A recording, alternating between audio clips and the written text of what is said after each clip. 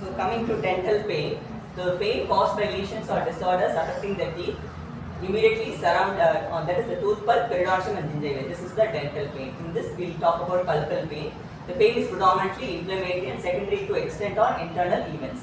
So when it is associated with caries, pulpitis is considered potentially reversible as long as a zone of functionally intact dentin is available. When that dentin is lost, it becomes an irreversible pulpitis. So when the severe continuous pain that does not subside with NSAIDs indicate irreversible inflammation, it needs for invasive treatment. So what are the invasive treatments? Either it has to go for extraction or go for a root canal treatment. So what are the reasons for a pulpal pain? It is hypersensitivity, or it can be an exposed dentin, tooth wear, fracture, or caries causing irreversible pulpitis. It can be due to hyperocclusion also. There may be a central sensitization also. It can happen in the central processing area as well. And there is a systemic cause for pulpal pain, that is sickle cell anemia, where the sickle cell gets locked inside the pulpal vessels. It might cause pain without any organic damage in the tooth. So this is one of the systemic cause for pulpal pain. When we come to periodontal pain, it is mostly periodontitis, or it might be due to some systemic disorders, hematological disorders. Necrotizing ulcerative periodontitis are there, and there is an infective peri-implantitis that also comes under periodontal. And there can be trauma. Gingival pain might be due to gingivitis, which may then it might be due to some hypersensitivity or allergic reaction, or it may be due to some malignant lesion. So when we come to oral mucosal, salivary gland and jawbone pains. So oral mucosa common is ulcers. Then it might be due to trauma, iatrogenic, or it might be due to radiation-induced ulcer or mucositis or infection. And we have lot of autoimmune ulcers in the oral mucosa. In salivary gland, we have salivary infection, or like recurrent juvenile parotitis is there. Then immunologically mediated disorders are there, which causes salivary gland pain. Jawbone pain might be due to trauma or infection, local benign lesion, malignant lesion, or due to therapies. So this covers the orofacial pain due to the salivary gland and the jaw. Talking about myofascial orofacial pain, that I talked about myofascial pain, how it happens and stuff. So it can be a primary myofascial orofacial pain, or it can be a secondary one. When the pain in masticated muscles with or without functional impairment, not attributable to another disorder. So without any disorder elsewhere in the body, if there is a pain in this region, that is a primary myofascial. It can be acute or chronic.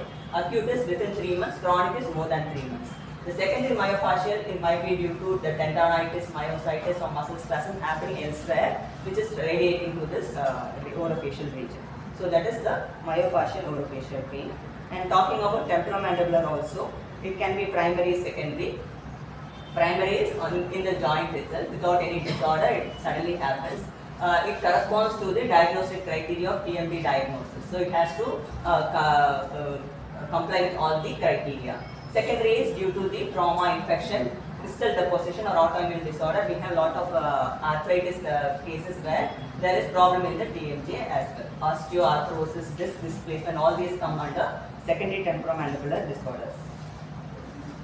And orofacial pain attributed to disease of the cranial nerves. In the cranial nerves, we have particularly seen trigeminal nerve and the glossopharyngeal nerve, where we learned about trigeminal neuralgia. It is a paroxysmal attack of pain, and there are trigeminal neuropathic pain, which is attributed to herpes zoster or cross-herpetic neuralgia, or post-traumatic trigeminal neuropathic pain. Even after trigeminal neuralgia, there is PTTN we call this. It is a post-traumatic trigeminal neuropathic pain. And when we come to glossopharyngeal nerve, we have glossopharyngeal neuralgia and glossopharyngeal neuropathic pain. And this is characterized by the same kind of pain, but it is only it affects only the auricular and the pharyngeal branches of the vagus nerve. Pain is experienced in the ear, the base of the tongue, tonsillar fossa, and beneath the angle of the jaw. It is commonly provoked by swallowing, talking, coughing, and may remit and relax. So these are the pain which is attributed to the cranial nerve. And orofacial pain resembling presentations of primary headache. So when we see patients, there are different kinds of patients.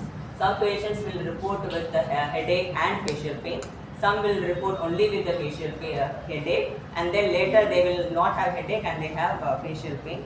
And some people without any reason suddenly de novo they come with the orofacial pain attacks.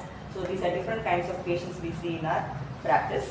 So we can classify this migraine as orofacial migraine, tension type orofacial pain, trigeminal autonomic orofacial pain, and neurovascular orofacial pain. So these are both orofacial migraine and tension type. I showed in the figure. So it is episodic and chronic in nature. So they comply with the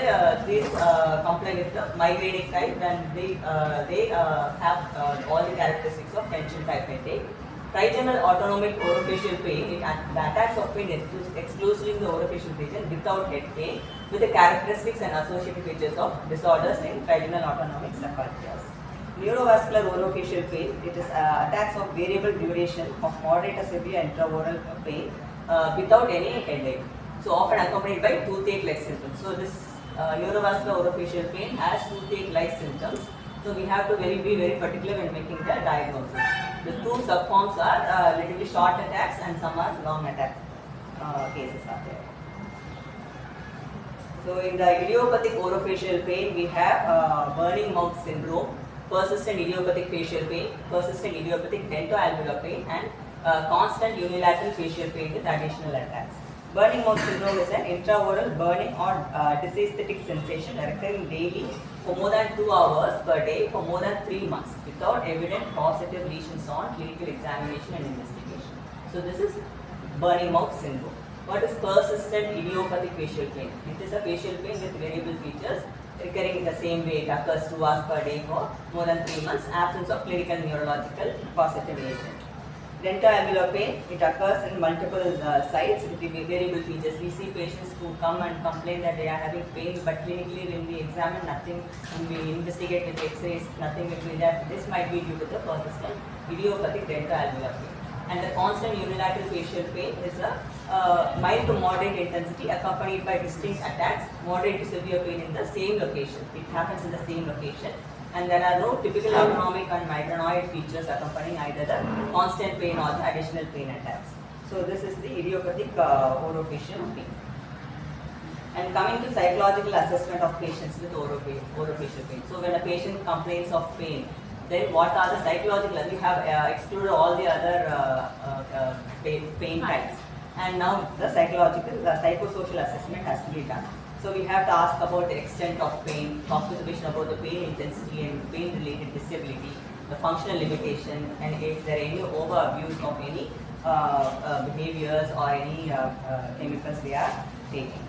So the psychosocial construct and instruments for orofacial pain is we have to check for depression and anxiety, somatoform disorders, which I explained in the last webinar, and catastrophizing, which is they try to exaggerate, magnify the threat value of pain stimulus and to feel helpless in the context of pain. So these are some kind of patients who tend to just exaggerate their pain. And fear avoidance. Some people just avoid the treatment or avoid meeting people for the fear of the treatment. So these are the types of the orofacial pain which is classified in the International Classification of Orofacial.